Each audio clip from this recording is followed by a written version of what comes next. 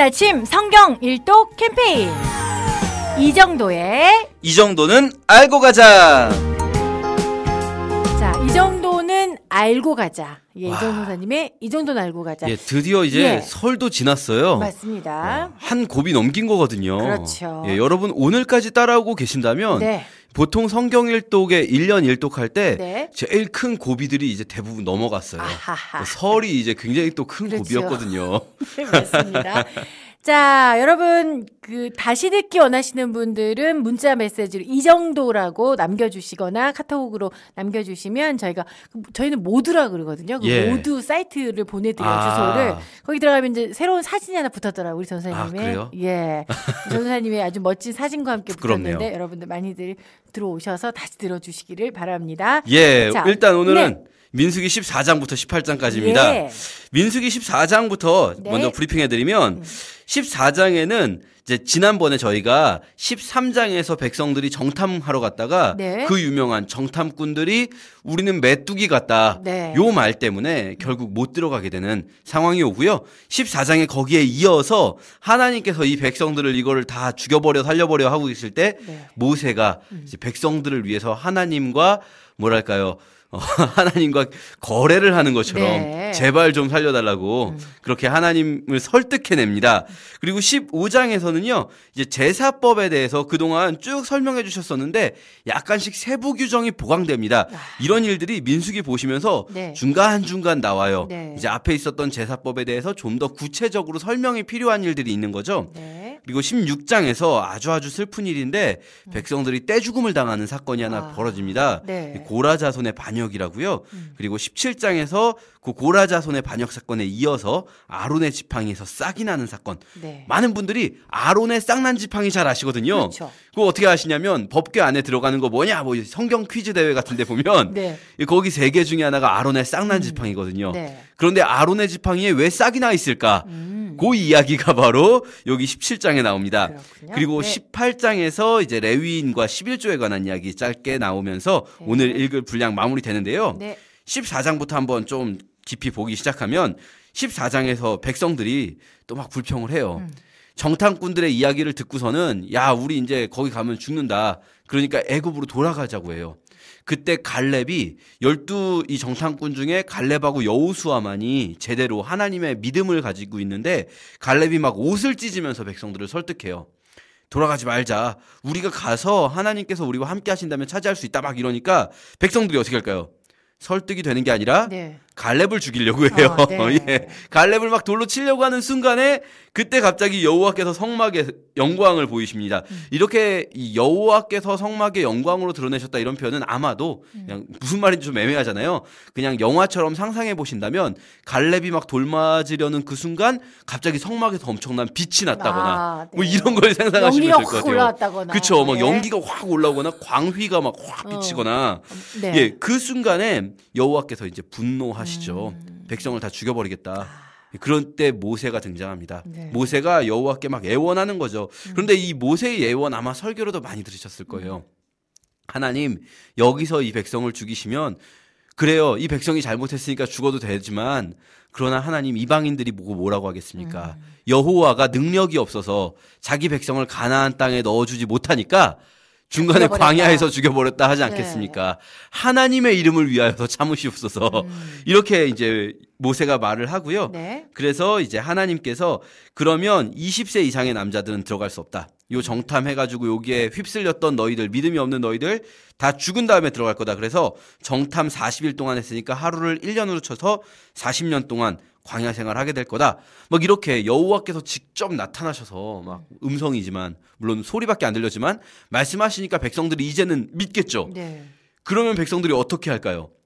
백성들이 하나님을 믿으니까 재밌는 거는 갈렙이 말할 땐 갈렙을 죽이려고 했잖아요. 근데 하나님의 뜻이 분명해지고 나니까 백성들이 그제서야 하나님은 너희들 이제는 못 들어가고 40년 동안 광야에서 뱅뱅 돌아야 해라고 말씀하시는데 백성들은 그제서야 우리 가서 싸울게요 그래요. 우리가 가서 싸울게요 그러면서 자기들끼리 갑자기 전쟁 준비를 해서 싸우러 올라가요. 한 발 늦었어요. 그렇죠. 가지 말라고 하는데 그래서 어떻게 될까요? 싸우러 올라갔다가 져가지고 또 도망옵니다.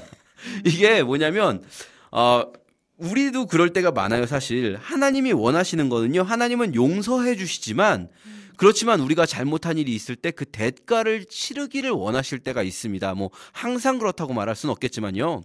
그리고 그 대가가 특별히 우리가 우리의 잘못을 그냥 단순히 여기서 용서받고 끝났을 때 네. 우리가 똑같은 잘못을 저지르게 될 가능성이 클 때요. 하나님은 반드시 그 잘못의 대가를 또 원하실 때가 있어요. 우리가 만약에 범죄했다면 예를 네. 들어서 죄를 저질렀다면 우리가 세상 법정에서 재판을 받고 그 죄에 대한 대가를 받는 게 하나님의 뜻이겠죠. 잘못을 했음에도 불구하고 막 법대로 안 되고 그냥 확 무죄 처리가 돼버린다거나 이게 하나님의 뜻은 아닐 텐데 네. 우리 마음은 그래요. 백성들의 마음은 그치. 하나님 용서해 용서해 주셨으니까 네. 우리 이제 끝낼게요. 이제 우리 그냥 들어갈게요. 우리 이제 알았어요. 하나님 뜻이 뭔지 알았어요. 우리 네. 배울 것도 다 배웠어요. 그러니까 우린 그냥 전쟁하러 갈게요. 안 됩니다. 안 돼요. 네. 그리고 백성들이 올라갔다가 다시 지고 돌아오죠. 15장에서는요. 네. 제사법 규례가 추가된 다음에 한 가지 에피소드가 나와요. 요 광야를 이제 뺑뺑 도는 그 40년 기간이 이제 시작되는데 네. 그 40년 기간의 에피소드로 안식일에 어떤 사람이 나무를 하다가 잡혔어요. 그래가지고 이제 이 사람을 어떻게 합니까? 말로는 그동안 안식일에 일하면 죽인다라고 율법엔 있었지만 그거를 여태까지는 안식일에 실제로 일해본 사람이 없는 거예요. 네. 사실 광야에서 일을 해봐야 뭘 하겠습니까? 이 사람들이 직업도 없는데.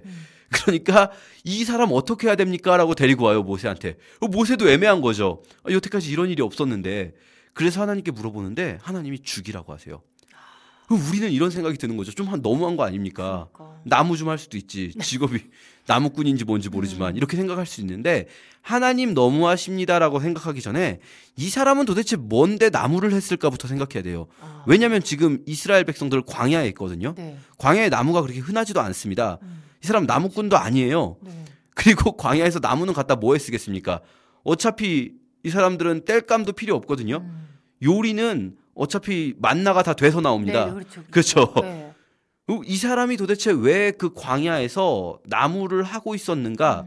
하필이면 그것도 안식일에 이 사람이 도대체 무슨 의도를 가지고 이 엄중한 상황에 백성들이 바로 직전에 광야를 40년 돌게 되는 그 벌을 받는 그 상황에 네. 안식일을 범했는가? 이 사람은 우리가 뭐 추측할 수밖에 없지만 이 사람은 의도적으로 하나님께 대해 반역한 게 아닌가?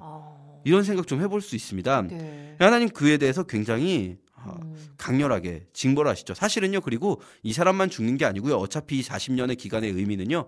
다 죽으라는 겁니다. 그냥. 다 죽을 때까지 40년 기다리시겠다는 겁니다. 그러니까 뭐 이 사람 죽죠. 그리고 16장에서 더 슬픈 사건이 일어납니다. 네. 떼죽음 당하는 사건이 이제 네. 일어나는데요. 고라라는 사람이 있습니다.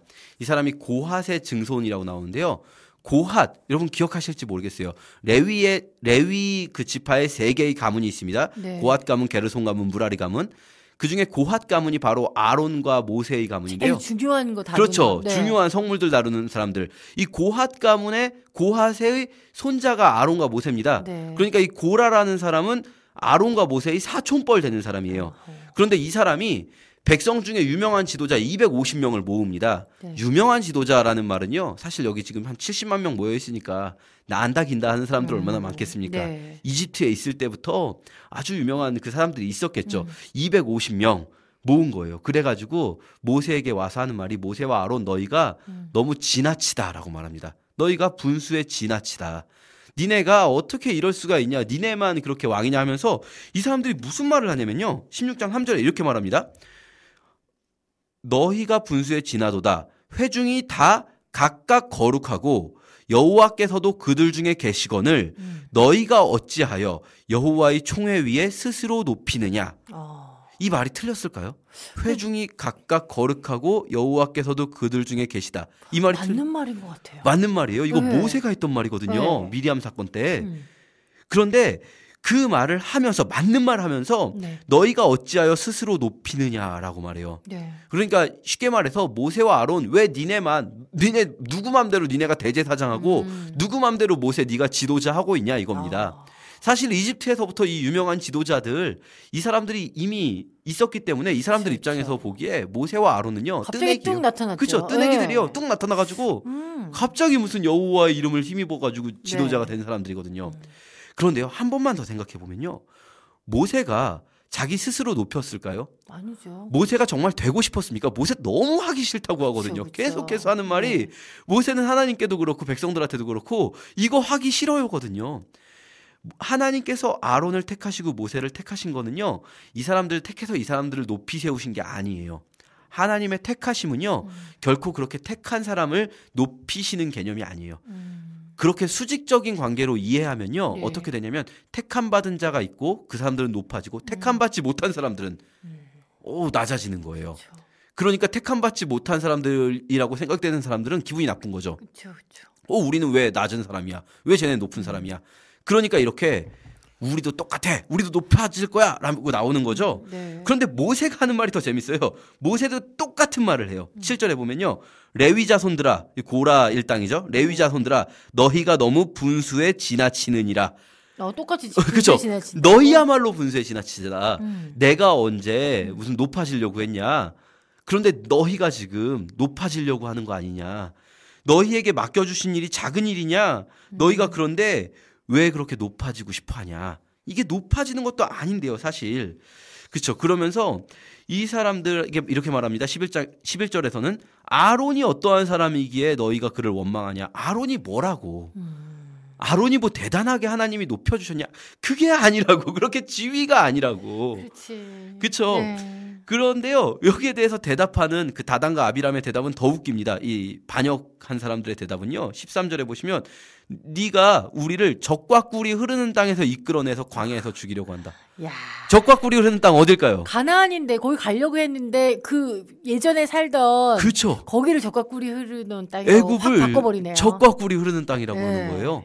왜냐하면 거기가 사실 굉장히 거기서는 부유한 걸 보고라도 살았잖아요. 그러네요. 그리고 꿈이 있었어요. 우리도 어찌하면 여기서 저 부유함에 참여할 수 있을지 모른다. 그러니까 세상을요 그렇게 수직적인 위계질서로 보는 사람들은요. 네. 전부 그거예요. 모세와 아론이 높아지면 그 사람들만 자기들이 높은 자리 차지하고 있는 거고 이 이집트에서도 이 이집트의 그 수직적인 질서가 있지 않습니까? 노예는 정말 비참하고 부자들은 정말 부자고 그러면 그걸 보면서 저렇게 살면 안 되겠다. 이집트는 정말 악한 곳이다. 우리는 모두가 함께 더불어 사는 세상을 만들어야겠다라고 생각하는 게 아니고요. 나도 열심히 해서. 그렇죠. 나도 열심히 해서 저 부자가 되고 싶다. 그러니까. 난 여기 있으면 부자가 될 수 있다. 그렇게 생각하는 거죠. 네. 그 수직적인 구조를 깨뜨려가지고 모세도 모두가 하나님 앞에 평등하게 된다. 이게 아니고요. 우리가 모세와 아론의 자리를 차지하겠다. 니네 뭔데 거기 올라가 있냐. 우리가 원래 유명한 자들인데 이렇게 말하는 거죠. 이게 바로 택함에 대한 잘못된 이해입니다. 택하심, 하나님의 선택에 대한 이해는요. 하나님께서 택한 자들을 들어 올리셔가지고 높이시고 나머진 버리시는 개념이 아니고요. 하나님의 선택은 바로 이런 겁니다.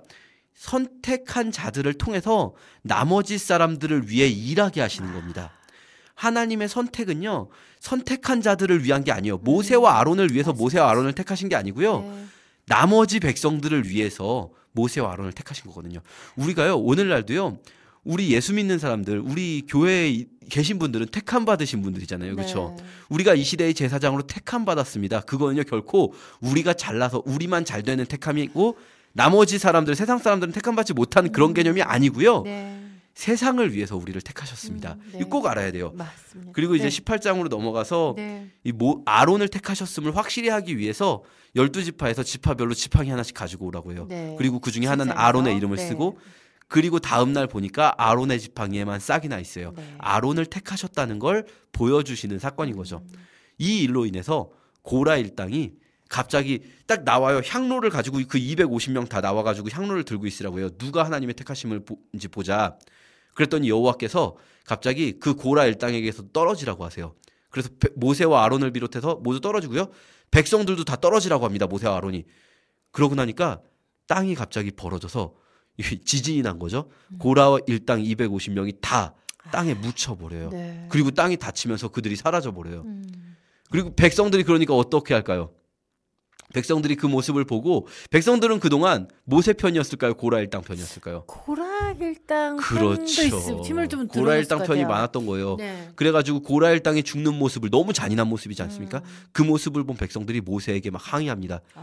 너 때문에 지금 사람들이 떼죽음 당했다. 그러니까 전염병이 일어나기 시작해서요. 예, 수만 명이 죽어버립니다. 하루아침에.